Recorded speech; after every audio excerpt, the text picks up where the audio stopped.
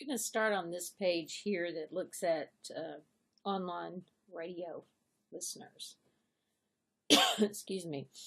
And let's kind of reflect on that and what this means to over-the-air radio listeners. 82% indicated that they listen over the air. 18%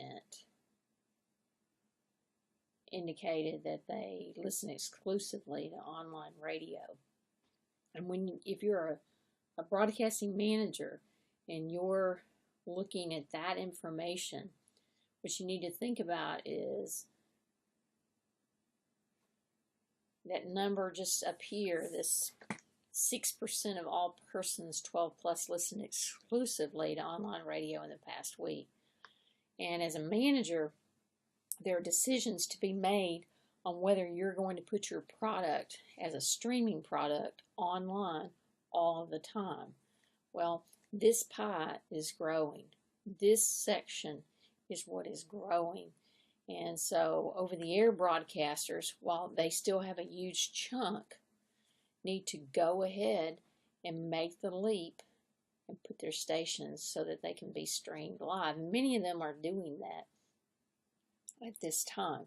And there are lots of different apps out there that allow them to do that type of delivery.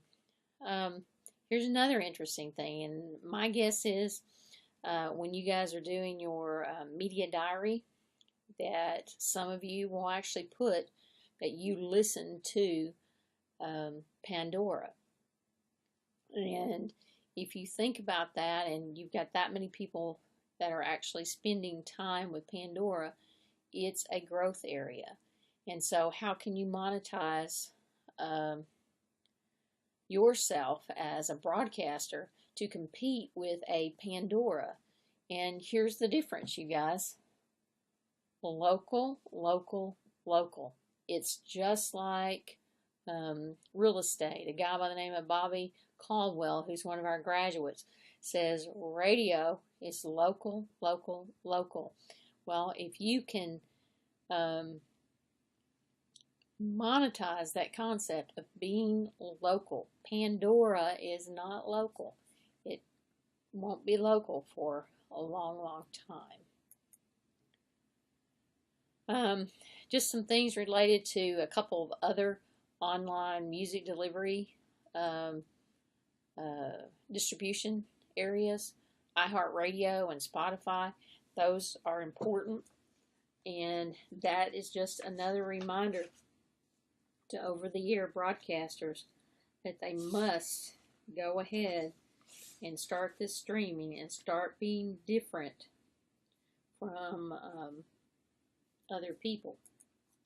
Another element that we want to look at is this number here, growing from 6% in 2010 to 21% in 2013, the number of people using cell phones to listen to online radio in their car and streaming directly from their cell phone connected to a car stereo. And I'd be curious to know how many of you all actually do that. And then, what happens at work? What are you listening to at work? What are you listening? Are you listening to a mobile device? Are you listening to a radio station through your computer online? Are you listening to radio stations over the air? Those numbers are shifting. And the more you can think about, well, what can I do to catch those people that are moving away from regular radio into other areas of radio? And this is the opportunity that needs to be seized. And then we're going to go and we're actually going to skip podcasting, although podcasting is up. And some individuals would say that people know what the term is. It's not as prevalent as most people. Most people don't quite understand podcasting. Podcasting allows you to have a program and it automatically come into your iTunes account and gives you the opportunity to listen to a variety of programs. Most of the time, they're MP3 programs. Podcasting, there's some new data out beyond this particular study it kind of shows that podcasting is actually rising some, although this data right here suggests that it's kind of hit its peak and leveling off. There's some other data that I'll be showing you in 2014's Edison report that looks a little bit different than this. Podcasting is a way, it's similar to a blog in essence. It's normally audio, sometimes it's video. That's a vodcast. People are seeking information. Some of you may get a podcast regularly that you listen to on a daily basis. The numbers here are not that significant in regard to podcasting. I wanted to move next to online video, and who's watching online video. And my guess is there's some streaming out there somewhere. And as a deliverer of video products, and what we're talking about there is video products from broadcasting. And then you say, okay, well, here's a broadcaster, local broadcaster here in town, and now we have this new situation with these new broadcasters coming into Jonesboro. If you were gone over the summer, then you might not know that the Channel 5 on your Suddenlink cable is now a local KIT NBC affiliate.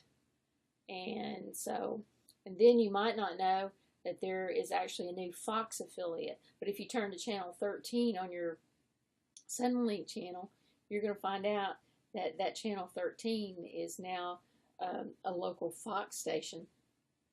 No local news yet, no local programming yet, but that's coming. In fact, we're in conversation with some of those individuals now regarding their use of space on our KASU calendar. And then what we're going to do is we're going to jump very quickly to page 43.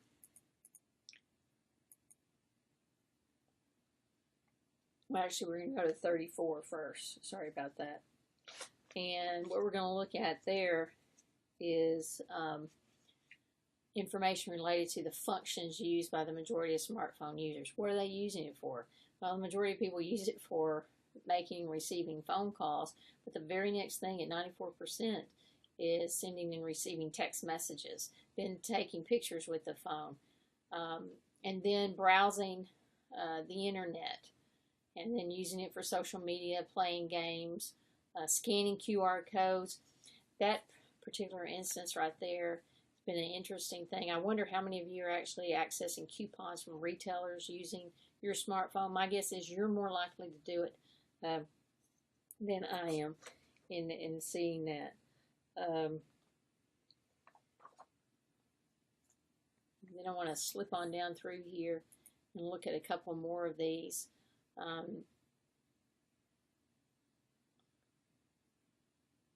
We're going to go through several of these. This is an interesting one here. Who wakes you up in the morning? And is it your cell phone? 30% say it's their cell phone. 33% say they do it some other way. Sometimes nobody gets up.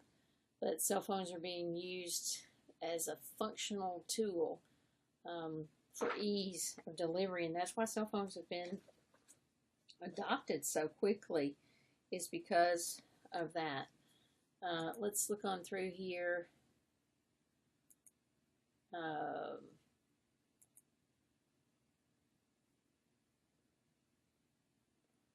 This is interesting here on campus. I'm sure that tablet usage is actually up.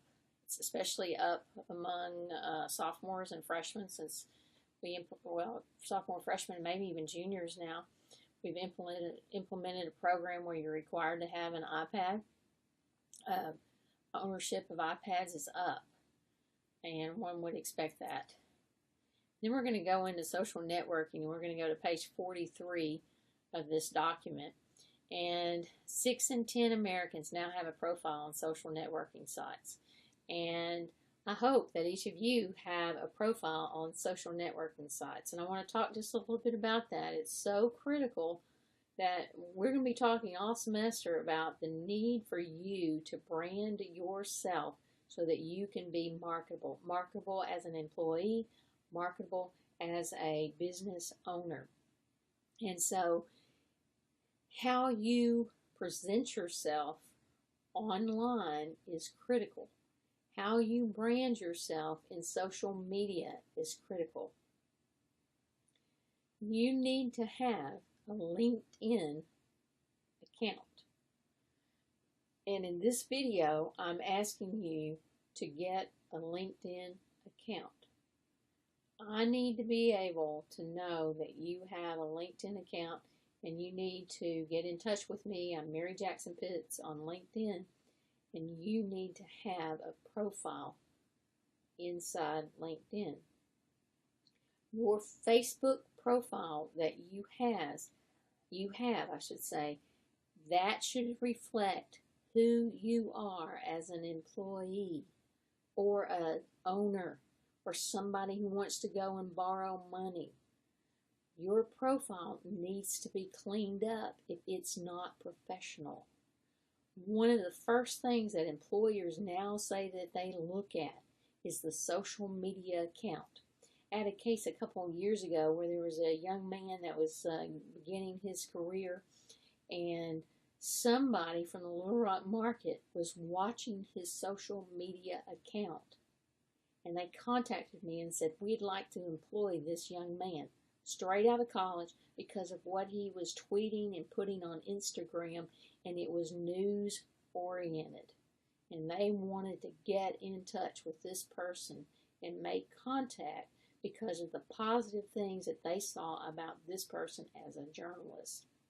If you are tweeting, if you are Instagramming, if you are Facebooking, if you are Snapchatting, make it clean, folks. Make it professional, because employers are looking. Bankers are looking.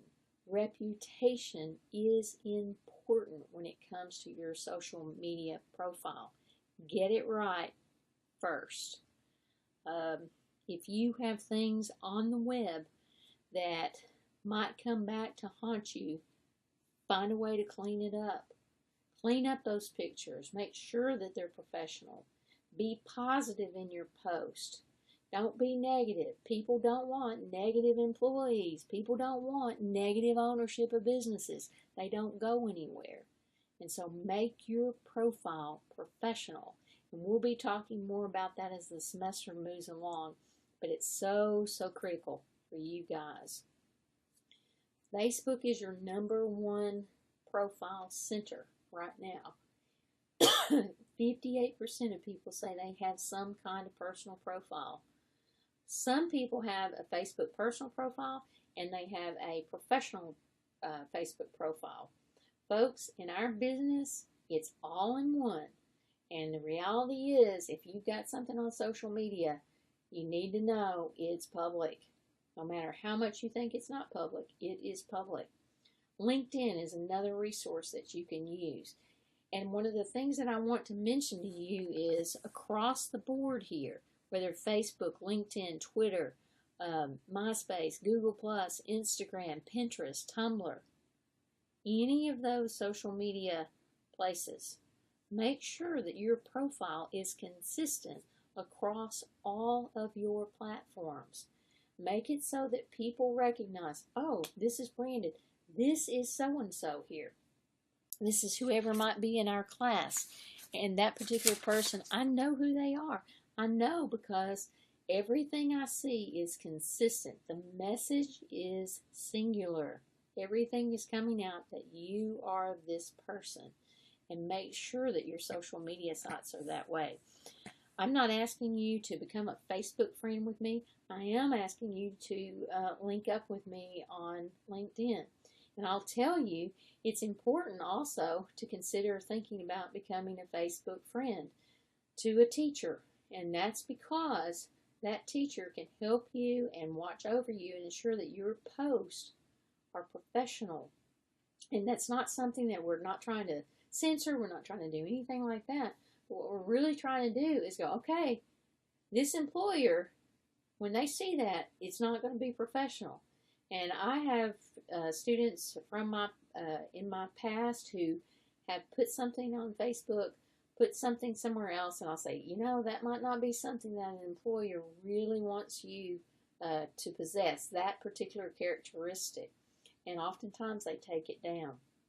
Uh, Also, it's a connection tool. Networking is so critical.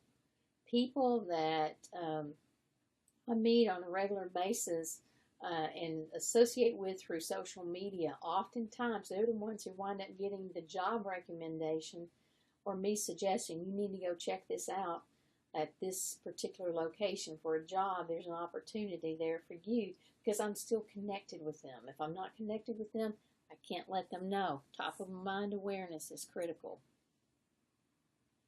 This is really pretty interesting.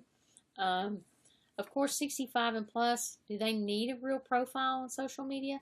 I don't know. If they're still working, they may need a real profile. But if they're not, less likely. 12 to 17-year-olds have a profile, and sometimes, you guys, it is bad. If you're using a certain name on social media, you need to get restarted, redo it, fix it. If you've got stuff on there and you were doing silly stuff when you were in high school, or maybe even some silly stuff now, fix it. Get that profile cleaned up. Most people say 71 million Americans check their social network several times a day. How many times do you check yours? You might check it 100 times. It depends on what you're doing, whether you're at work or whatever. But the increase in the number of times somebody checks, the number of people who check multiple times, is significant at 27%. So how can I reach those individuals through the media content that I'm producing? You can reach them through banner ads, pop-up ads, and things like that. Inside Twitter streams, inside Instagram streams, inside news content, editorial content that you create. Others say that 4 in 10 smartphone owners are habitual social network users.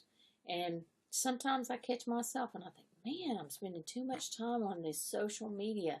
I need to be doing other things, more productive things. And an employer wants to see you doing productive things, not always checking your social media accounts. And this is the average number of Facebook friends by age group. Look at this number right here. 12 to 17, 506 friends. 18 to 24, 510. And then that number goes down. There's average numbers of friends that you have out there. Those friends, consider them networking friends. Those people may give you an opportunity, but also be very cautious as you make friends on social media, because you never know what might be out there, and people can stalk you. They can steal your identity. So it's a give and take, and it's very proactive how you need to operate. This is interesting as well, and this is how much Twitter is impacting you, and tweets, and how often you use tweets. And basically the question was, how often do you hear about tweet feeds, commonly called tweets, through media such as TV, radio, newspaper, websites? These legacy media telling you, go look at this Twitter feed, go see this article there, go know what's going on. Are they pushing people to Twitter? Or are they simply pushing them to their website? Right now, my guess is they're pushing them more to their websites than to Twitter accounts. This is really interesting too. There's a lot of controversial topics out there. And these topics are important for you to discuss. They may not be important for you to discuss online. And so I operate off the personal philosophy myself. I'm not going to post things that are political. I may see something and say, this is interesting, and just put that inside my feed. But I'm not going to really share my own political views because I don't think that Facebook is the appropriate venue to share that. I don't even think Instagram and Twitter are appropriate venues to share your political views. However, Worldwide, political views are shared tremendously using Facebook, Twitter, Instagram, and other WhatsApp, and so forth and so on in Middle Eastern countries. So, big issue. Do you or do you not share that kind of information with individuals? Then we're going to pop over to page 51, and 4 and 10, notice a lot more company and brand content and news feeds compared with a year ago. Well, you guys, that's monetizing social networking. And what that basically means is I am trying to get my company, my brand, my product out in front of people. So let's say I go online and I start looking at recipes. Well, there's going to be a pop-up that hits my screen inevitably within a second, or maybe even before the second of my first look at the content, trying to get me to open up an ad, to read something, to learn about a product. And ads aren't bad. And many of you may be go into advertising. And this is your venue. And people watch, see, they're aware that product content is available online.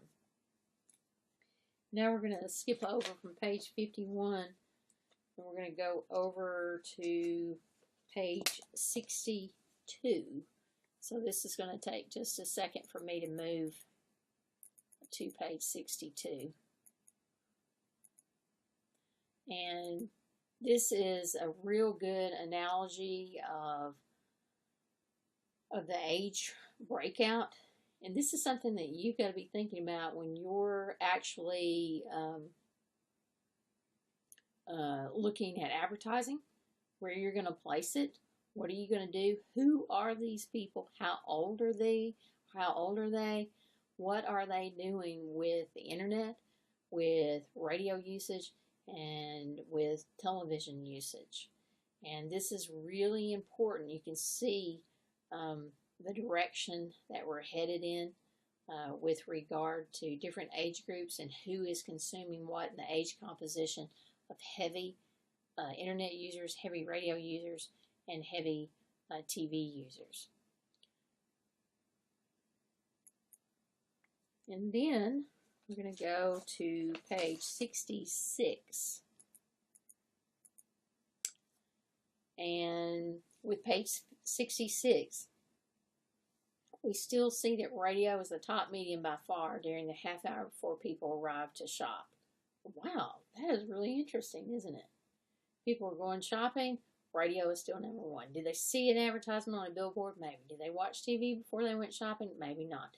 Did they read the newspaper? Nuh-uh, no way. Did they use the internet? Yes, 6% did. Did they use cell phone to look up price and products? 6%. This is before they arrive to shop. And I think that as a media manager, media owner, any kind of owner of a business, you're thinking, well, where am I going to advertise? What am I going to spend my money on? Well, there's some numbers right there that are real numbers that you want to consider. Now we're going to go to page 71. And page 71 is look at who's dealing with television and who has watched TV in the last month by streaming or downloading shows to be viewed. Persons 12 plus, and then persons 12 to 34. Whether they're using a laptop, this is an interesting figure right here, 30% using desktop laptop. To look at content from television, traditional television obviously, but desktop and laptop exceeds that number as well. So there are a couple of observations that can be made in this particular report that we want to get to. Media consumption is not a zero-sum game. Digital platforms do not replace media usage. They are classified as a value-added product. When you're selling media time, when you're selling space, digital platforms are an enhancement. They are improving the quality of the reach. And so platforms, digital platforms, you've got to be able to use them. In essence, people with cell phones are in constant contact with people. I was just in looking at a computer the other day, and I text someone, I called someone, I text someone. It was a communication link while I was in a computer store where I needed to have some sound advice from trusted advisors. Those advisors gave me sound advice, even looked up stuff for me, so I would make a smart buying choice. You have to recognize that you have to engage your audience in multiple ways using similar devices or smartphones. Here it is: location, location, location, local, local, local. Those combine together when it comes to digital platforms. You, as a person pushing a brand, need to have a good app strategy so your brand does not get lost. Facebook is on top of the social media world, but there are others biting at its heels. Twitter is coming along. Instagram is moving forward. All of them creating platforms that make them more content friendly to the consumer. Young people using Twitter, but now, you guys, I would dare say that Twitter has lost its hold in the 12 to 18-year-old group, and that Snapchat has replaced that. Many students using Snapchat now. Pinterest, still popular, a way to monetize, get your product out there. You've got to consider increasing your visual market. That's why you folks that are in graphic design, you folks in audio video production, you people in any other area where you are focusing on marketing a product, visuals are critical. And that's one reason why you have taken visual communication, or some of you have, if you're in the one of the latest bulletins. Online radio is reaching a large number of people. Over the air is still reaching more. It is critical to declutter your message, declutter your brand so people can get to it.